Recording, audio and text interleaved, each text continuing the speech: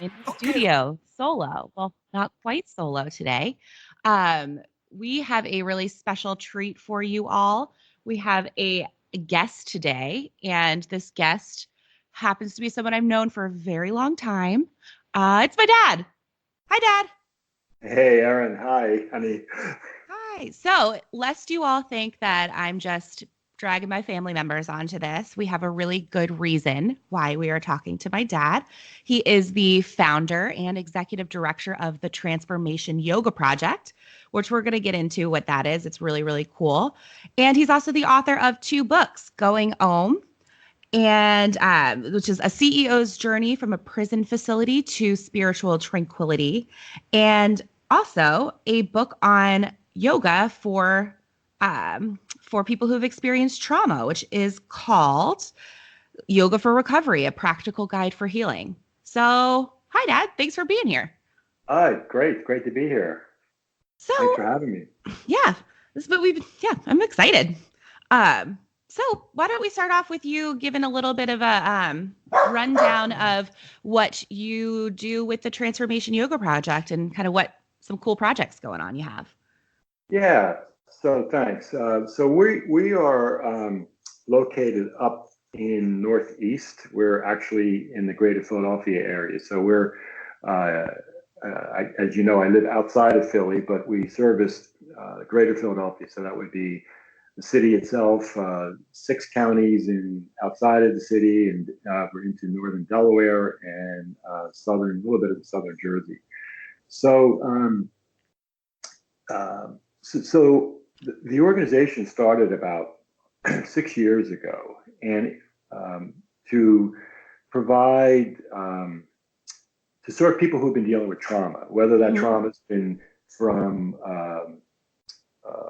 being incarcerated to whether you're dealing with substance abuse or anything kind of being trapped within the justice system or the criminal justice system, if you call it. So we've developed some programs that I've had personally good success with for my own growth, and to bring these tools, if you will, to people who otherwise wouldn't even think about yoga, and to help them to navigate life's challenges. And so our goal, our objective is to have people live life with a little more sense of ease. And of course, my background having some time in the business world, so I like to think that what we do is backed up by science, and of course we want to make sure people are educated, so they feel like they can take control of their lives to some extent. So we've been doing this for about 6 years now, and prior to that I was doing that on a volunteer basis and with a couple of dear friends, and we had such wonderful response and felt like individuals were embracing these tools that we decided that there should be a community formed, and that was the genesis of starting the Transformation Yoga Project. Awesome. I mean, that's the work you do is really, really great. We talk about it a lot offline in real life. But one of the reasons why I thought it would be really interesting to bring one of these conversations we have, kind of record it and put it on the podcast, is that you went from kind of the corporate world. So like you were really high up in the corporate world and made a very drastic shift to the nonprofit world and to kind of more service-based work. And I think a lot of times people end up in the nonprofit world, it's like a calling, and they go straight into it. There's not a ton of crossover often. So I thought you would kind of be able to offer an interesting perspective on, some of the differences and, kind of how they can work together or how one hinders the other. So I don't know if you have any initial thoughts. Well, I do. There's been so much written and about the nonprofit model, and that it's basically broken. And I had a vision of that when I was on the other side of things, when I was in the corporate world, um, and of course making donations to charities and feeling like we were involved in supporting local communities. But now being on the flip side of that, being actually on, if you will, boots on the ground, doing service work, it's clear that the nonprofit model is just, it's broken for a couple reasons. One is that, quite honestly, there's too many nonprofits. There's like thousands, and someone told me a number, and don't quote me on this, but somewhere in the greater Philadelphia area, there's something like 10,000 nonprofits. If you take a look God. at that's just in Philadelphia, the greater Philadelphia area. Yeah, it would be the counties. Yeah, and so all of those organizations have very good intent. They have great missions, but we're all competing for the same dollars, if you will. And then on the other side, the funders usually have lots of restrictions or expectations for how the money's going to be used. And of course, they want to see the results of any donations that they make or grants, so that there's the need to have data collection to show that these programs are working, whether it's Transformation Yoga or any other organization. And as you probably know, Erin, through your work as a social worker, it's not always easy to show empirical evidence that what the service that anybody provides is effective, at least in the short term. Sure. And that's where the challenge comes, because there's an expectation that, hey, we're going to make a donation or a grant to your organization, but in return, we want to see X, Y, and Z results. In the case of what we do, for example, there would be great to see reduction in recidivism rates, right? Yeah. But many of the people we serve are going to be incarcerated for a long time. Yeah. And so that statistic isn't necessarily one that is appropriate, I guess. Well, and it's also like it's not appropriate, and it's also not taking into account kind of all of the other systemic and societal issues about why someone would become reincarcerated.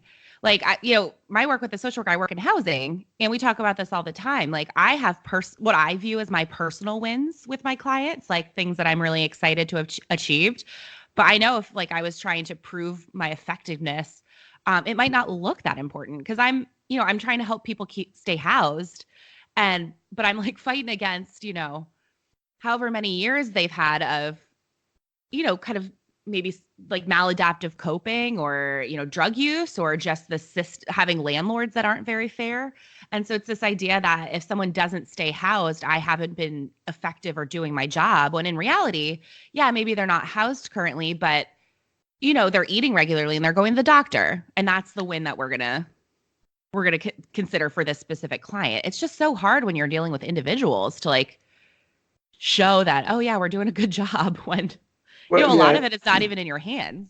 Well, that's what I was going to say. Or it's a process. So in our case, where we're working with incarcerated individuals or people dealing with substance abuse, there are many steps forward, but usually a few steps backwards too. And somehow, when we count score, or when the funders, if you will, or the organizations out there, they seem to only count the steps backwards. They don't always show the steps forward. And I'll give you an example. We have this is maybe something we could talk about now or later, but we have developed within the correctional facilities teacher training programs to have men and some women to become certified yoga instructors. And it's a full-blown program. And so they go through a 200-hour training program through our amazing staff, and it's the same program. It's actually a better program than if you were on the outside, Hmm. wanting to work at a studio. So we have these men now that are inside that are just doing amazing work, and they've embraced it. They understand the challenges that they face, and they are using it individually as best they can, right? And it's each of them has their own journey. We're providing some tools, and Hmm. I know of several examples where a couple of men in this program, they're just absolutely fantastic individuals, Yeah. but they've gone to the hole. They've gone to the housing, the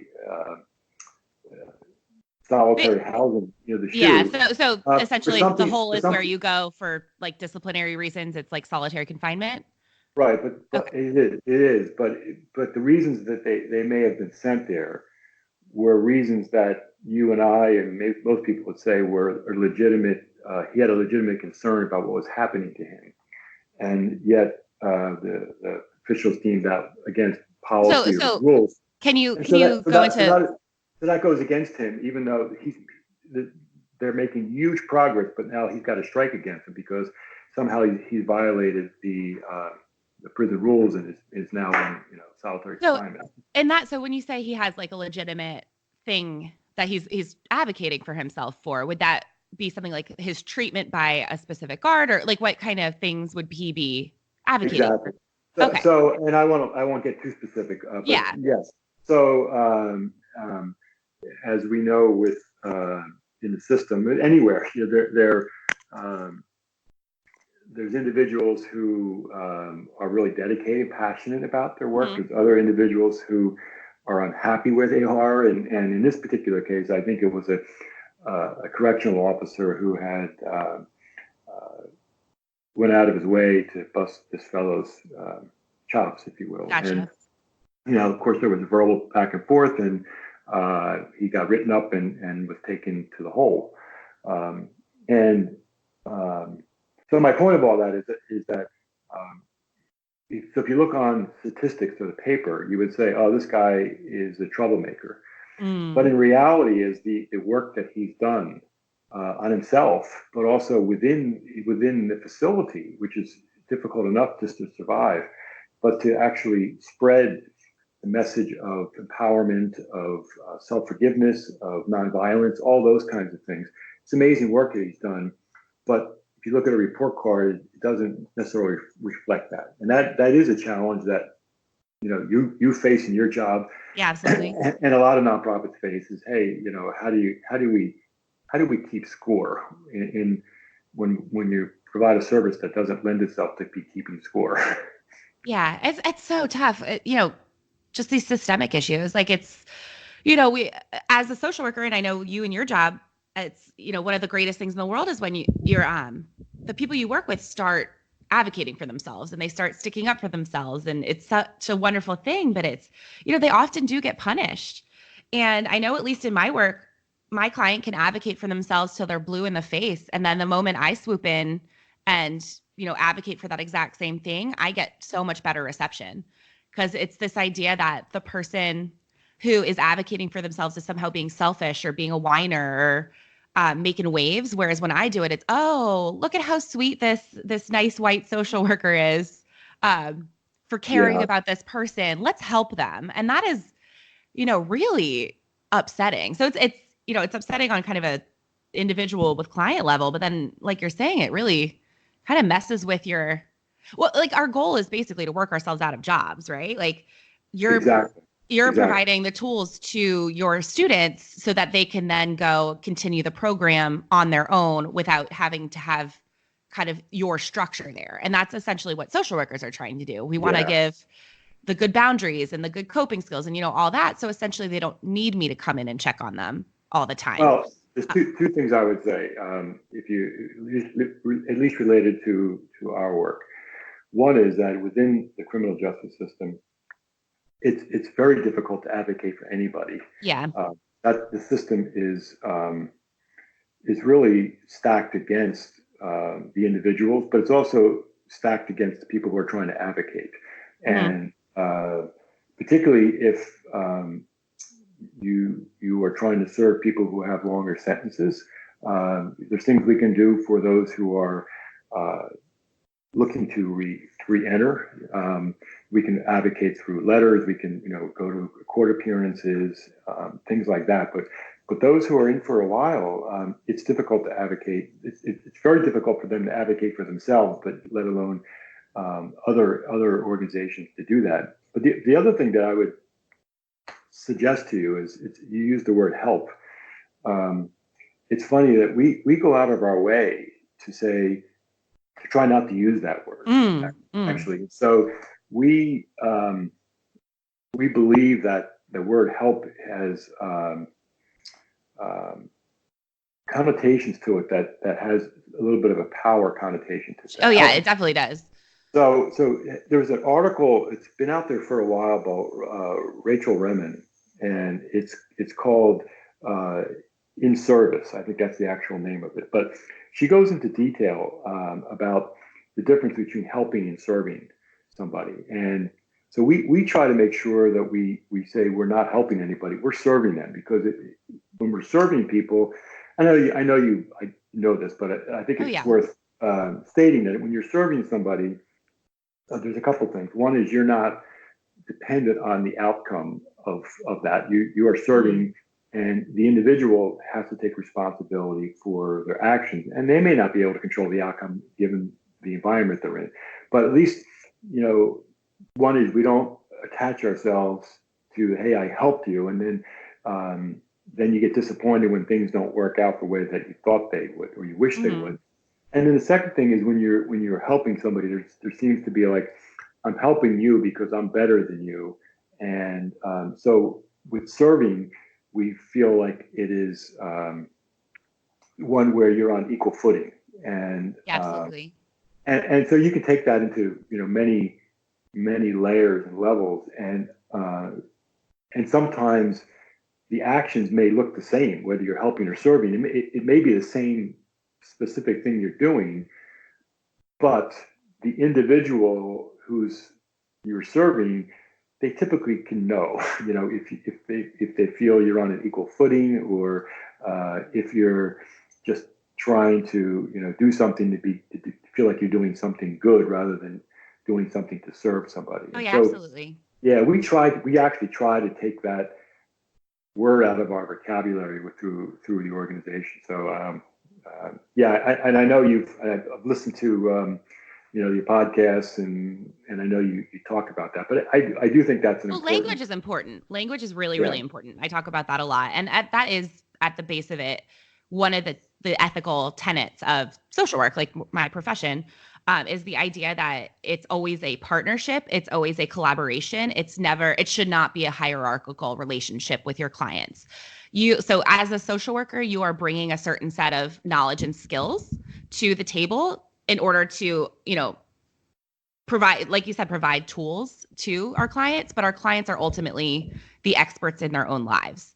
So it's important to remember that you will never know better than your client. You just might have some, alternate options that they, weren't aware of that you could offer. So it is important. And I think, that is the problem I see with so many, I don't want to say people in the helping profession, but just kind of the philosophies behind a lot of people's actions. It is this idea that, because at least with social work, there's this stereotype of, the wealthy white woman swooping into a poor Black neighborhood to save its inhabitants.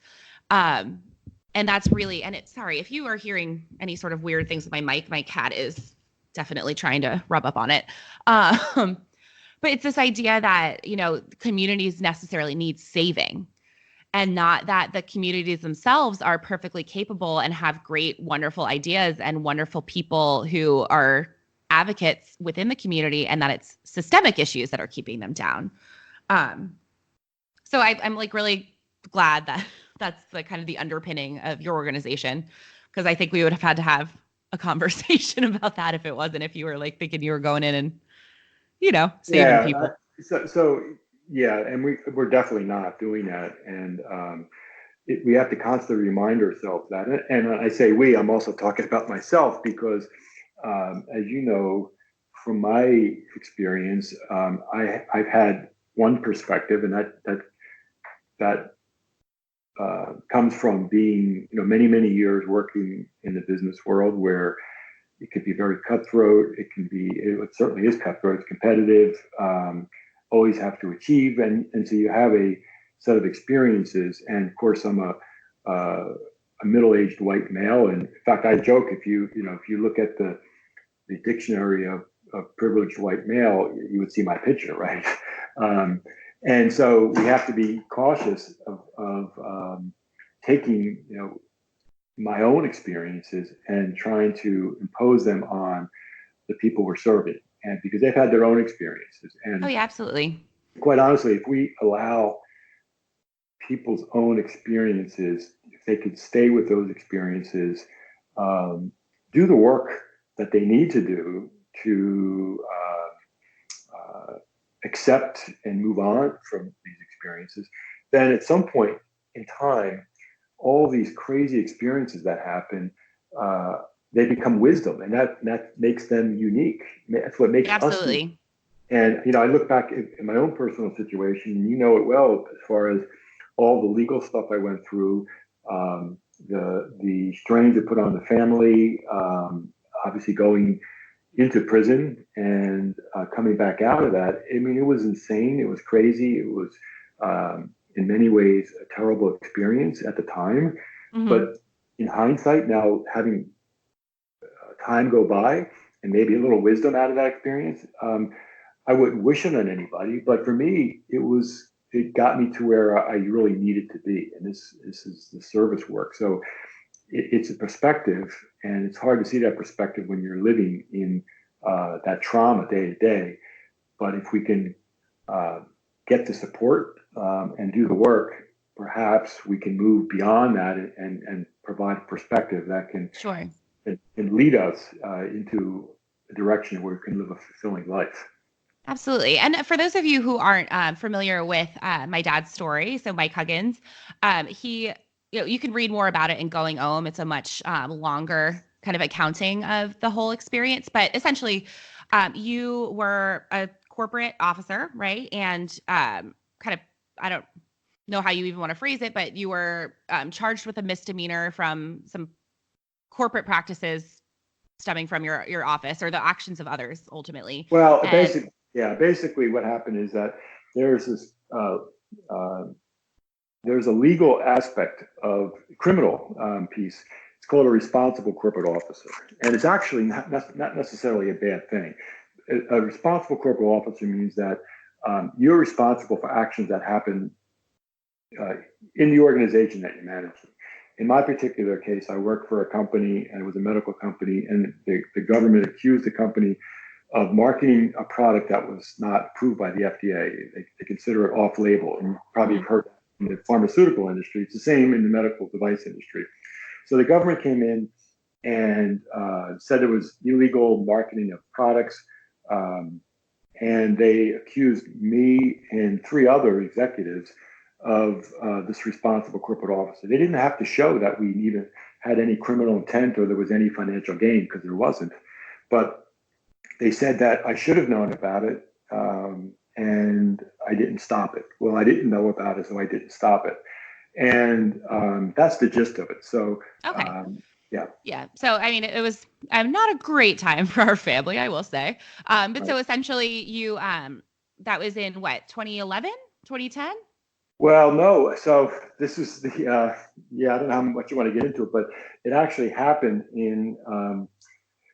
it was a long drawn out thing. So it actually started in 2004. And I actually wasn't charged with this misdemeanor until 2009. And so then I actually wasn't sentenced to prison until 2011.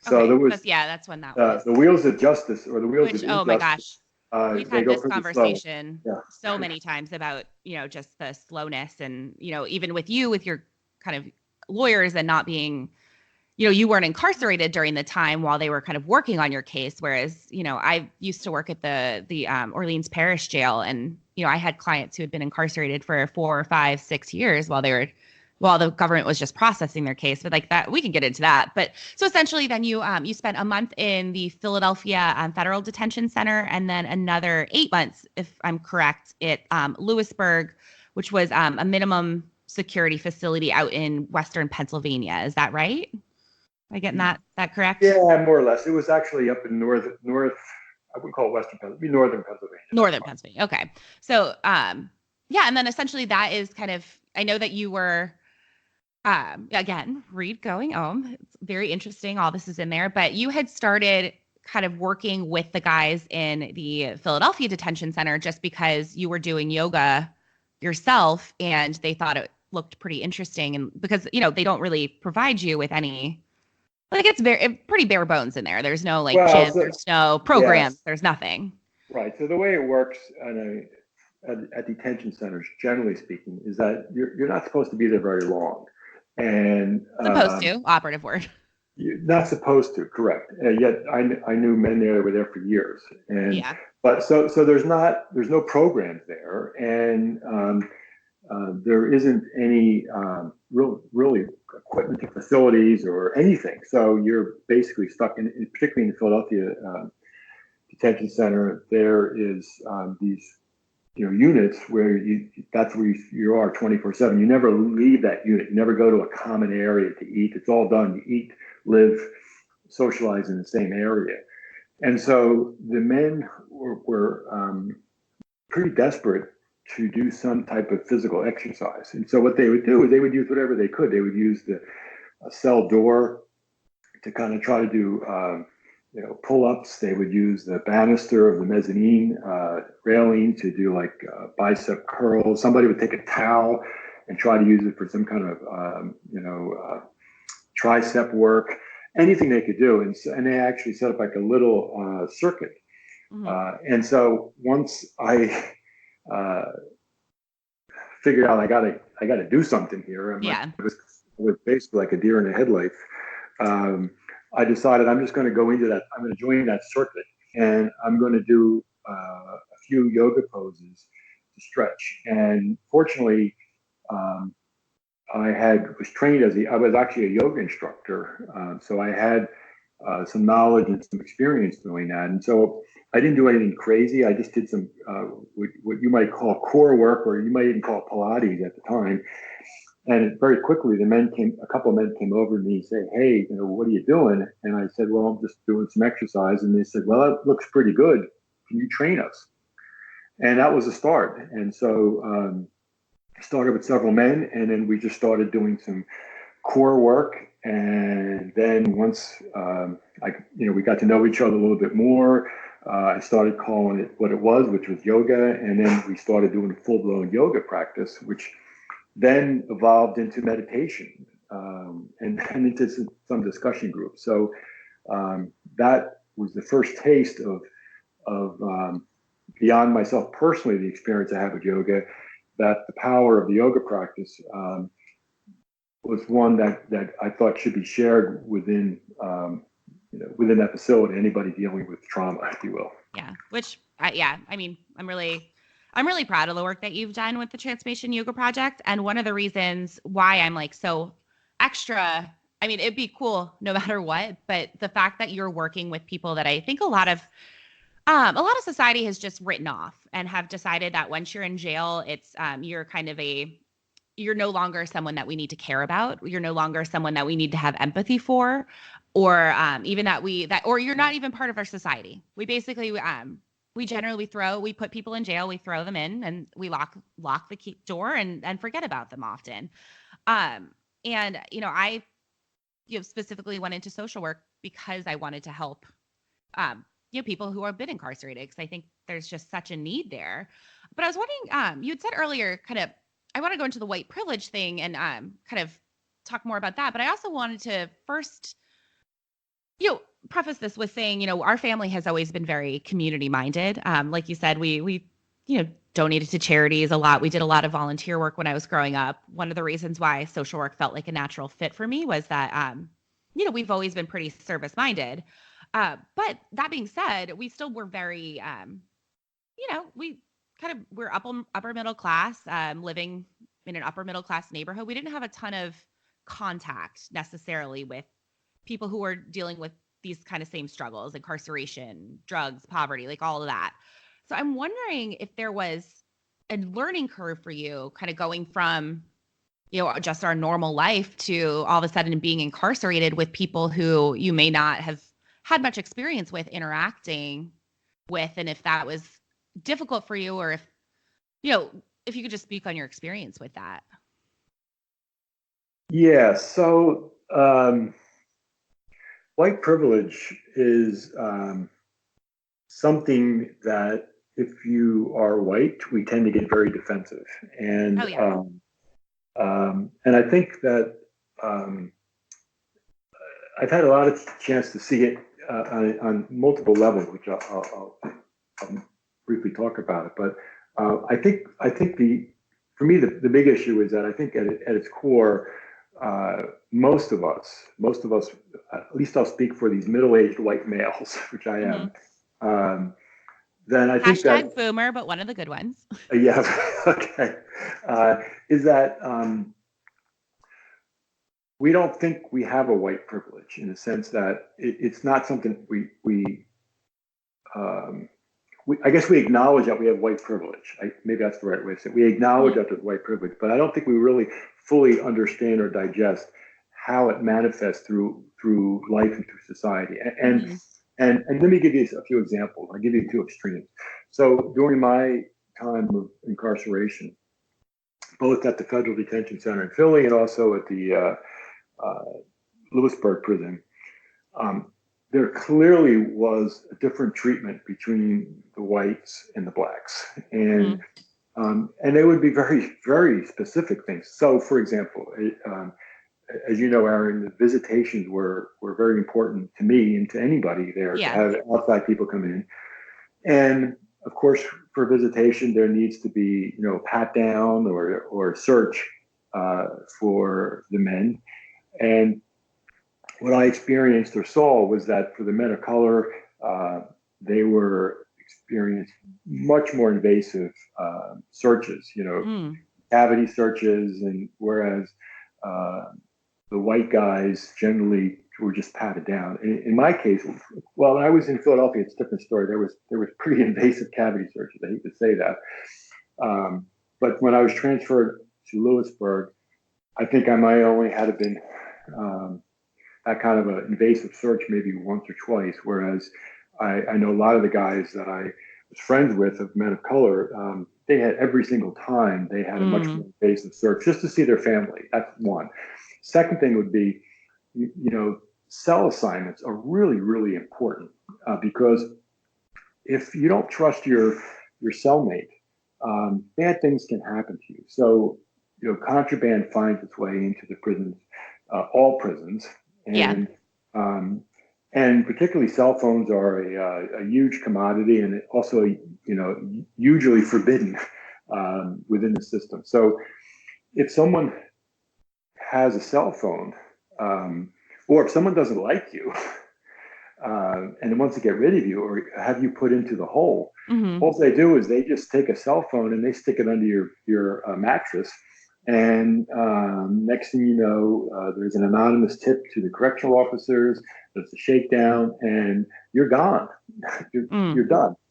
So cell assignments are really important. And once you get to know kind of who's who or who you could trust, you can go to the administration and request a cell assignment. And again, in my experience, particularly in Lewisburg, the requests for the white men were almost 100% approved, whereas the men of color were maybe 50% of the time declined. Mm. Like that's And that serious of a difference.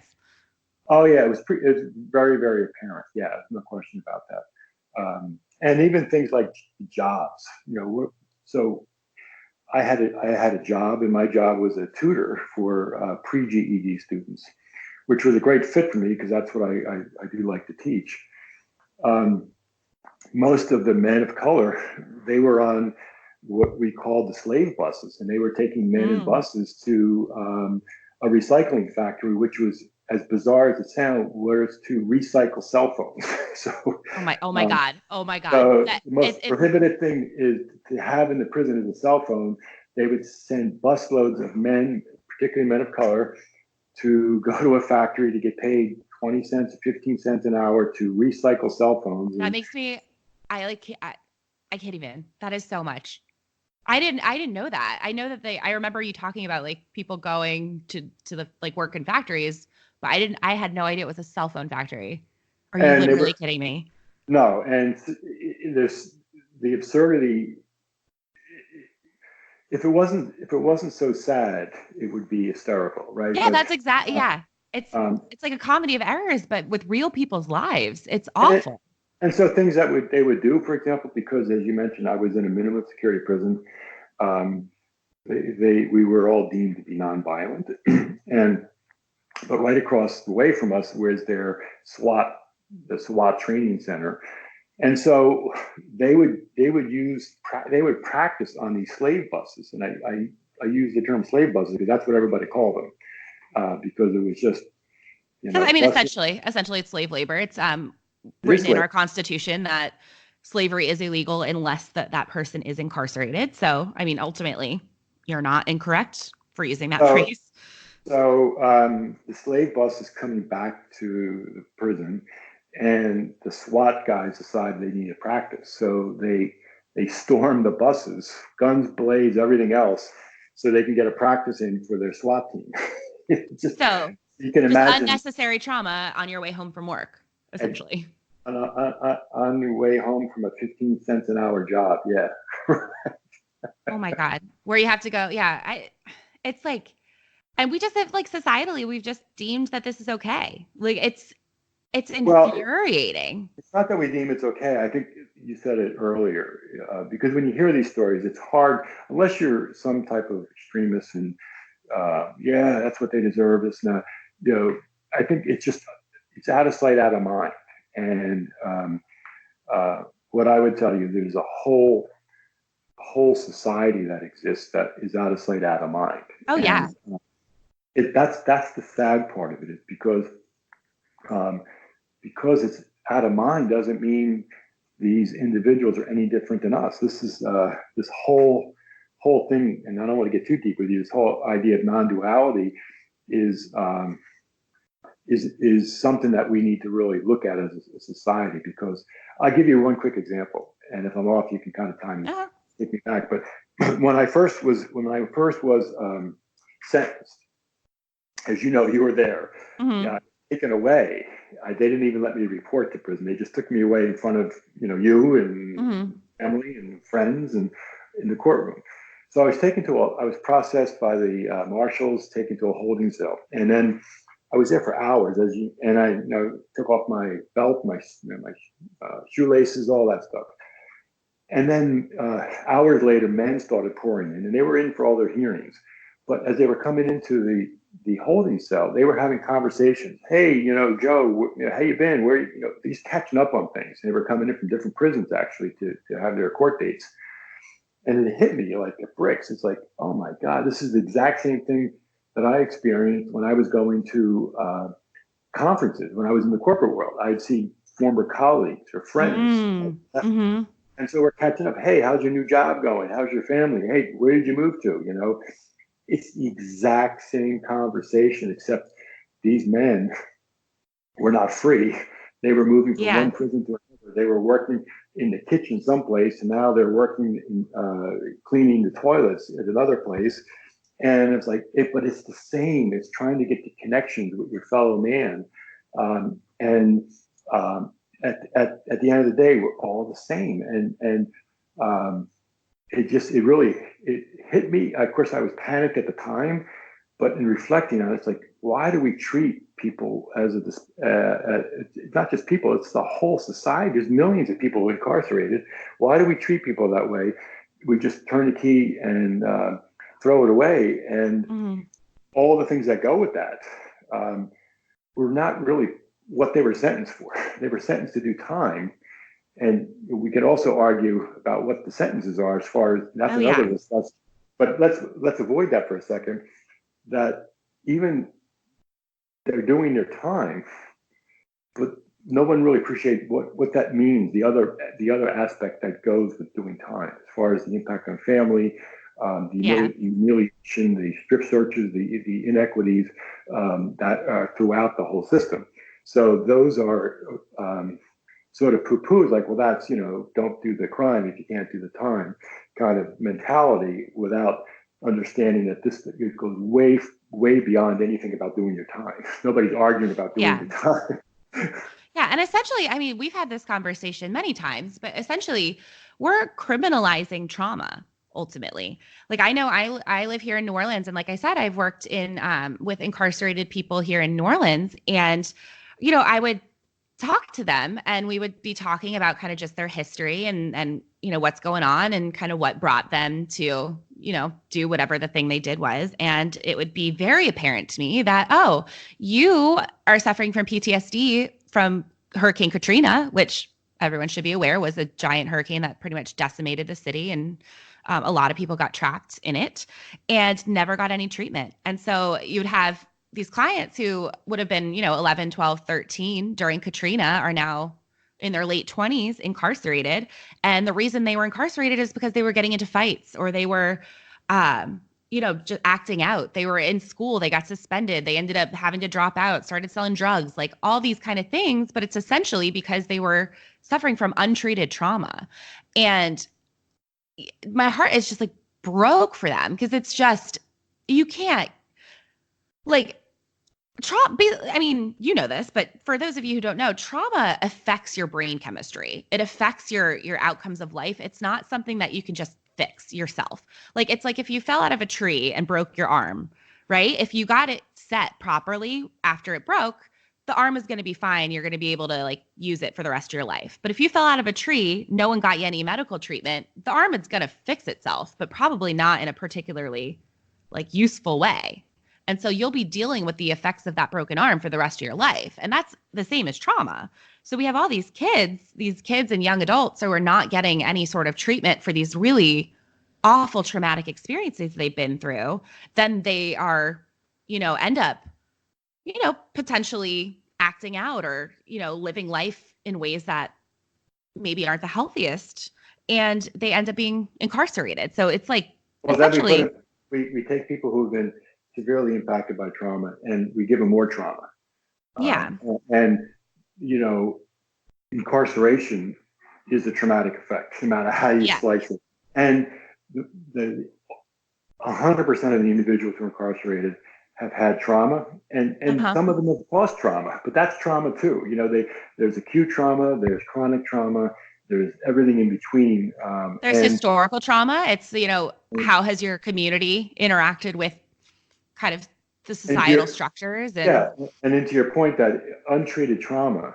So the question then is, this is something we deal with a lot because we are a trauma-driven organization, mhm. and so we know untreated trauma, just like you're saying, like the broken arm, it manifests itself in anger, fighting, right?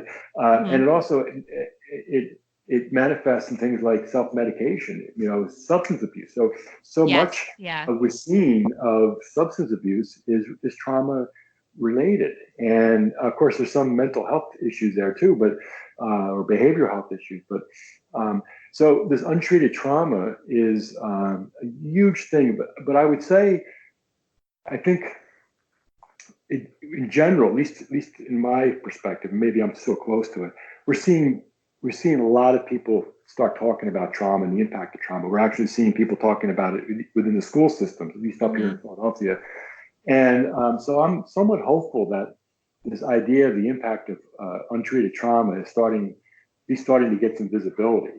And Yeah. our programming is all based on um, dealing with trauma, whether it's PTSD, which is its own thing, but anything, anything off of that too. Yeah.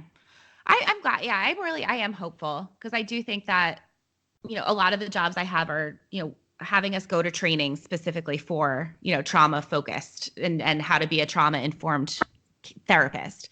Um, because it's just definitely needed. Because if you think about it, like, I used to teach a trauma group at the women's prison here in Louisiana, and you helped me a lot kind of form my curriculum about just trauma. It was specifically for sexual trauma. And so much of the narrative around surrounding people who use substances are that it's a personal failing, or it's if you just had better willpower, you'd be able to fix this. When in reality, so you have, like, using my clients' examples, you have someone who is experiencing sexual abuse at a very young age. They tell someone, no one believes them, or they just, okay, but don't get them any treatment. What is the easiest? Is it easier to go out as a 14-year-old, find yourself a therapist, learn mindfulness on your own, all this stuff that we would generally use to treat trauma? Or is it easier to go to your parents' unlocked liquor cabinet and drink until you don't feel anything? Right? So it's like, it's a coping skill. It might not be the healthiest coping skill, but it's the coping skill that's available to that person at that time. And so, that's one of the reasons why substance abuse rates are so high among people who have experienced trauma. But then on the top of that, there's this narrative that people who are using substances or kind of any of these other quote unquote unhealthy coping skills, that they somehow hate themselves. Like, I can't tell you how many clients I've had who have said, I must hate myself. I keep using, I keep doing whatever it is they're doing. I must just hate myself. Mm-hmm. And it's like oh God, it breaks my heart, because it's like, no, ultimately you're doing those things because you care about yourself. You're doing things to keep yourself from pain, right? And what we need to do is find something that's going to be healthier for you in the long term to help manage this pain. So that way you can switch from using into kind of this healthier coping. But we've managed to not only societally not take seriously other people's like extreme trauma, but then also blame them for it. Yeah. Well, you mentioned earlier that language is important. The words we choose are important. And this is an area where I think that also holds true, because we tend to, and I think it's changed a little bit, but we tend to say, okay, you're an addict, or you're an inmate, and which is not using, which we prefer to use, is like first person terminology. Mm-hmm. Like, I am a person who's incarcerated. I am a person dealing with substance abuse. It's very different than saying I'm an addict, because if you say like the word he's an addict, that defines who they are, as opposed to this is a person dealing with substance abuse. That this is something they're dealing with. They've got to survive this. They got to find a way through it. But it doesn't. Mm-hmm. It's not who they are at their core. And for me, that's part of the essence of a trauma focus, is to say, no, it's your core. You're good. You're wonderful. You're perfect the way you are. You have these challenges that you need to navigate through, or you need to try to work through these challenges. It doesn't mean that you're evil, you're bad, or anything. It's just that these are the challenges you have. And so here's some healthy ways to address the stressors in your life. Some of them are very significant, but we do try to go out of our way to use languaging that's not going to define people at their sort of the lowest point, if you will. You always hear that, particularly in the criminal justice system. Sure. A lot of these fellows and women are defined by the crime they committed, which is the low point of their life, but they've done many other good things in their life too that gets overlooked. Yeah. Well, I'm wondering, so, because one of the things that I struggled with a little bit when I was doing my group is that, so that is, I believe everything you just said 100%. But I also struggled with sometimes, and it wasn't my own feelings about it, but the client's questions about, okay, well, I've killed someone, or I've really done harm to another human being. How am I supposed to sit here and be able to say, oh, I'm perfect the way I am, or that I'm a good person, or that I deserve healing? And that was always something I struggled a little bit with, kind of talking to them about, because that, it hasn't been my lived experience, and I don't even know that I have a true answer. My general kind of answer to them was, well, there's like beating yourself up for the rest of your life helps no one. Like, what actually helps people is to do the hard work of healing, because healing is hard work. Like, you do have to come to terms with a lot of stuff in your life to be able to heal. But ultimately, that like violence is cyclical. So, you can help other people by doing the work on yourself to ensure that you are no longer committing violence and that you can help be there for people who have experienced violence. But ultimately, like, I don't have any easy answers for you about, how do you come to terms with the idea that you've caused someone like irreparable damage. And I'm wondering if that's conversations that you ever have, because I know that a lot of the guys and women you work with have, committed, have killed people or have done other things that they might not be very proud of. Right. Well, look, I'm where you are. That I can't put myself in their shoes because I haven't had that experience. Although we've had conversations with many individuals who are facing this, and what I can't prophesize about it because I don't have it, but the conversations I've heard is this, that there's an incredible sense of remorse of what the damage has been done to obviously taking a person's life. And I've never, honestly, at least the people we've come in contact with, have never seen anybody make light of that, like sort of discard that, or they had it coming or this or that. I think there's been true remorse for their actions. There may have been circumstances involved, whether it's a gang or a drug deal or this or that. But the fact is, I think there's a huge sense of remorse there. And look, these individuals have spent a lot of time paying with their lives being incarcerated. And I think they've had a lot of time to think about that. And I'm not saying all of them, but at least the individuals that we work with, they tend to be on the journey and of self-reflection. And so they have a deep sense of, like, the impact that they've had on the community and these families. But also, I think there's a sense that they can. I wouldn't call it redemption. That's probably not finding the right word. But they, by living a life that's productive, that they can somehow use that as a way to not have everything just be wasted, if you will. Yeah, it's like a find meaning and to make experiences not have. Now I know senseless. Right, and I know there's some in the case of Pennsylvania, and Pennsylvania has the largest population of juvenile lifers in the country, and that was this idea of having juvenile lifers was found unconstitutional a few years ago. So there's a whole process, not only in Pennsylvania but around the country, for these former juvenile lifers to be resentenced. And some of them are getting out after 30 years, 40 years at the time. Wow. And we've had a few that we have worked with in part of our programs. And this may be on the extreme side, but they've come out with a vengeance as far as being activists in the community, being community leaders to try to develop programs to heal. So, for example, there was a program here in Philadelphia that was started by a formerly incarcerated man who was called the Ubuntu.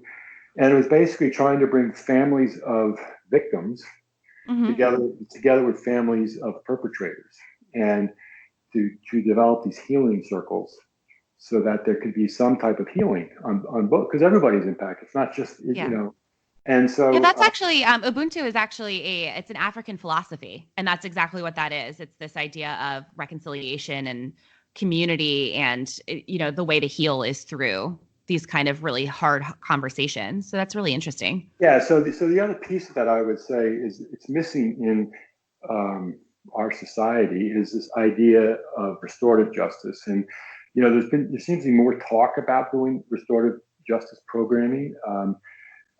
I'm hopeful that could be a way for there to be some healing involved, and it obviously doesn't replace a lost life, but as you know, Aaron, that the current system, there's no healing involved for anybody, even for the victims, because once a crime is committed, it's turned over to the state prosecutes it, and the victims are just witnesses basically. Yeah. And there's really no provision for them to heal or to have an opportunity to heal other than in special circumstances. So it would be nice to see if this idea of restorative justice could be a way to deal with that, but it's been slow. There is a clearly a movement in Philadelphia to do more of that, but it's slow in forming, and I think that could be an area where it seems that there's opportunity for everybody Oh, yeah, there. absolutely. I mean, this is exactly one of the issues where, we can't expect, these direct service organizations, so like your organization or even social workers or anyone kind of on the ground to be fixing issues that are systemic wide. Like our individual actions, while they help individuals and they're important and worthwhile, they're not going to be, they're not going to fix the systemic issues. And so this is kind of where, we need to be advocating for this systemic change, like specifically in Philadelphia, Larry Krasner, the DA, who is taking a really radical approach to reforming the justice system. And so that in conjunction with the work you do, like that's going to make some pretty serious changes. And so going back to kind of how we originally started our conversation about the nonprofit model, all of us in the nonprofit world, I think really need to be cognizant of how we fit within kind of societies, and are we helping to prop up broken systems? And if that's the case, we need to start advocating to fix the systems themselves, or else we become part of the problem. Yeah, that is yes, I agree with you 100% on it. It's there. Everything is so parochial. Yeah. It almost has to be that way because I can, yeah, it just has to, because there's a scarcity of resources. And, I've had people, and if I forget there was a YouTube model video out there, was a TED Talks. I can't remember the guy's name, but it was an amazing talk about this idea that the nonprofit model is broken. Mm-hmm. And because the nonprofits are held to a higher standard, a higher regulatory standard actually than the for-profit businesses. And you're almost better off. If I look at myself, for example, I made a conscious decision after this experience to not go back to the corporate world, to focus on service. And but some would argue that I could do greater good by going back to the corporate world, make a ton of money, and then donate that money to service organizations who can actually do the work. There's something to that, I have to say. It doesn't fit my what I want to be doing, but that there's an argument to be made there, and to me that's unfortunate that Yeah. we have to have that dichotomy if that's how things have to get done in the current system. Yeah. Well, I've taken my existential angst about the broken systems, and I'm now a full blown socialist. So, I mean, we all deal with things in our different ways. Yeah, well, I'm not a socialist, but I still think there's hope there, but it needs an overhaul, that's for sure. Yeah. And, that being said, we're talking about broken systems and needing resources. You are currently a finalist for the Philadelphia Magazine's Health Hero Award for 2019, right? Yeah, so yeah, it's an interesting thing. It's so that if people get a chance to vote, it's one of these.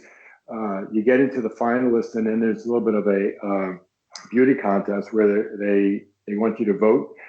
So if they go to, I think it's just Philly Yeah, Magazine. I have it right here. It's phillymag.com. So that's PHILLY mag.com/health-hero-2019. And there'll be a link. So that's the link, and you'll be able to vote for it's the Transformation Yoga Project.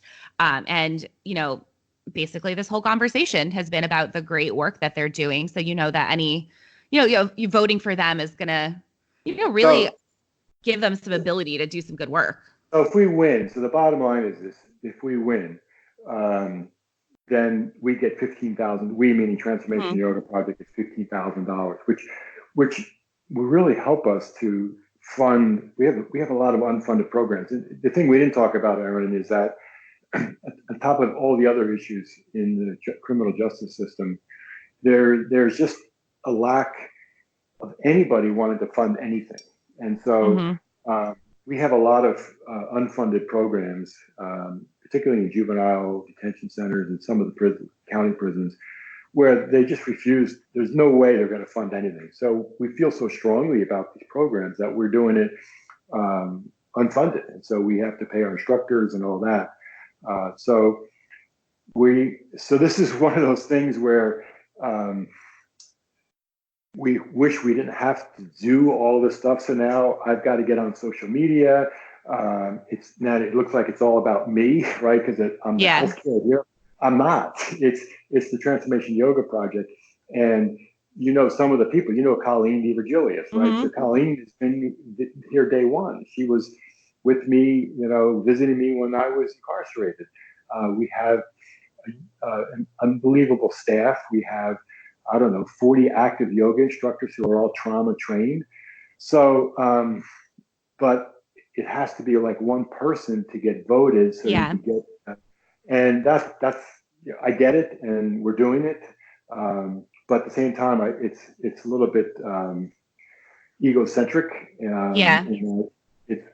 It's really about the organization, and but we do what we got to do to try to get funding. Yeah, and actually, so we're right about an hour now. So if you have some time, I actually would love to get into this a little bit further with you. So maybe we could do a two-parter if you have a couple more minutes. Cool. Sure. So we'll end right now. And just as a reminder, we're talking to Mike Huggins, my wonderful dad, and he is the founder and executive director of the Transformation Yoga Project. And please go vote for them in Philly Magazine because they're doing some great work. If you want to check out more about the Transformation Yoga Project itself, you can check out their website, which is transformationyogaproject.org. And then you can also check out a couple of the books that you have written. So we have Going Om, a CEO's Journey from a Prison Facility to Spiritual Tranquility, which is kind of more about your journey and your story. And then we have Yoga for Recovery, which is a practical guide for healing. I have both books. Love the yoga guide.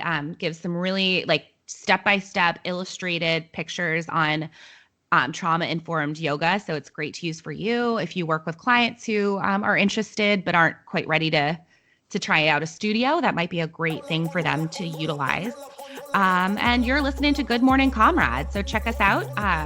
We are on Tuesday mornings at WHIVFM.org, streaming and on the radio. And we are also on all of your podcasting services. And you can check us out on Twitter at Morning Comrade, on Instagram at Good Morning Comrade, and send us any sort of feedback. So whether good or bad, to Good Morning Comrade at contact at goodmorningcomrade.com. So thanks, Dad. We'll be continue on to part 2. Great. Thank you.